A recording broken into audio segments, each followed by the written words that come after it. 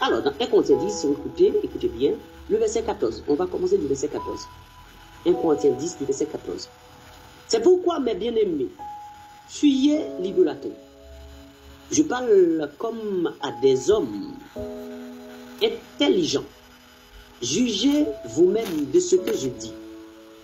La coupe de bénédiction que nous bénissons, la coupe, laissez-moi projeter ça, parce que il faut que vous voyez ça de vos yeux, pour que personne ne dise que oui, le frère a dit. J'aime pas quand on dit oui, le frère a dit. Je lis, j'ai lu ce qui est écrit, je vous dis la Bible a dit, non pas le frère a dit. Nous sommes dans la doctrine, il n'y a pas d'interprétation, c'est clair. Le verset 14, s'il vous plaît, laissez-moi mettre le verset 14 pour que vous puissiez voir convenablement. Ok. Je vous partage mon écran. Voilà, je partage mon écran. Ok. Je partage mon écran avec. Voilà. Voilà. Ok. C'est pourquoi, mes bien-aimés, fuyez l'idolâtrie. Je parle comme à des hommes intelligents. Jugez vous-même de ce que je dis.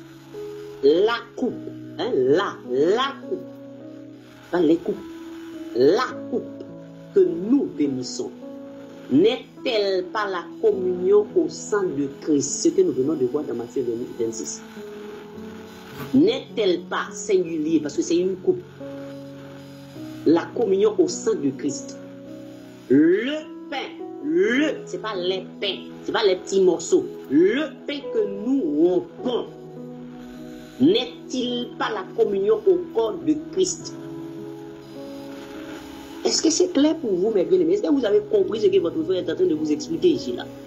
Verset 17. Puisqu'il y a un seul pain, est-ce qu'il y a deux pains? Non. Combien? Un seul pain.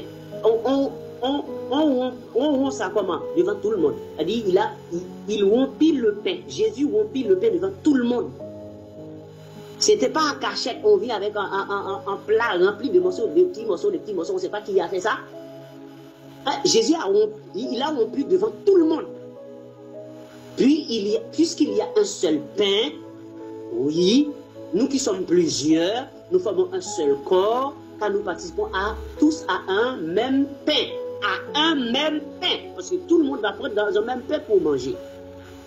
Parce que nous formons un seul corps. Maintenant, puisque nous formons un seul corps, raison pour laquelle nous sommes un seul corps, pourquoi il va y avoir plusieurs couples? Nous sommes un seul corps, c'est-à-dire nous sommes une seule personne. Un cœur, une âme. Comme dit à 4:32. Un cœur, une âme. Un seul corps. Une seule coupe. Ne devons-nous tous avoir dedans? D'ailleurs, nous sommes un seul corps. Un seul corps. Nous formons un seul corps. C'est-à-dire nous sommes une seule personne.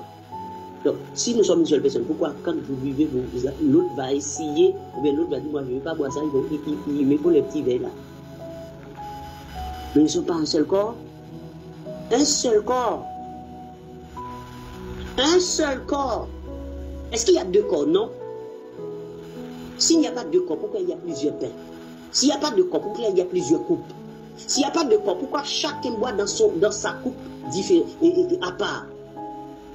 Or, il y a une seule coupe. S'il y a un seul corps, pourquoi tout le monde ne boit pas? Buvez-en tous, bois dedans. Sans complexe. Sans complexe de supériorité ou d'infériorité.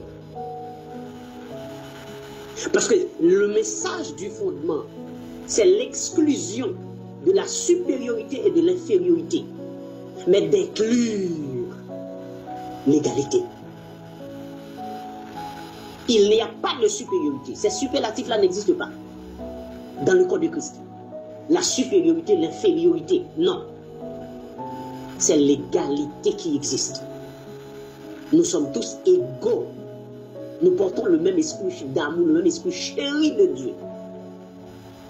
Ils ont connu pour nous devons tous boire. C'est tout ici.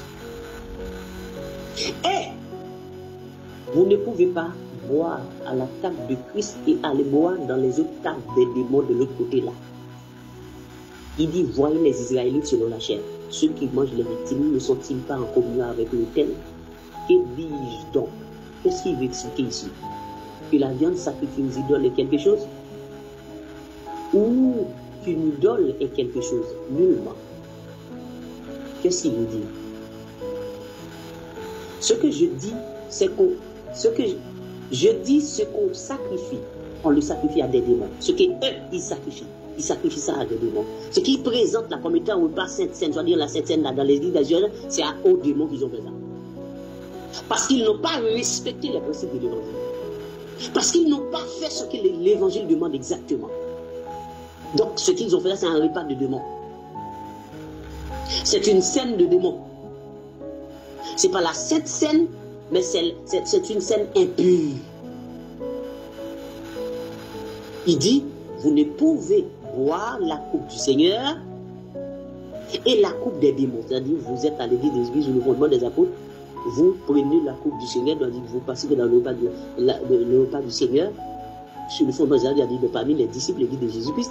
Ensuite, vous allez dans l'église traditionnelle, l'église des, je ne sais pas, votre mari ou votre épouse, ou bien quelque part, vous allez visiter parce qu'il y a des gens qui ne sont pas complètement, qui ne sont pas vraiment avec Christ, qui sont en train de clocher dans les deux camps. Et vous allez là-bas, vous voyez les protestants qui font des trucs, des verres, des petits verres, là, plusieurs petits verres, des petits morceaux, vous allez participer là-bas. Il dit, vous ne pouvez pas boire dans la coupe du Seigneur en même temps chez les démons en même temps. Vous ne pouvez pas participer à la table du Seigneur et à la table des démons. Voulons-nous provoquer la jalousie du Seigneur? Sommes-nous plus forts que lui? Tout est permis, mais tout n'est pas utile. Tout est permis, mais tout ne dit pas. Tout ne dit pas.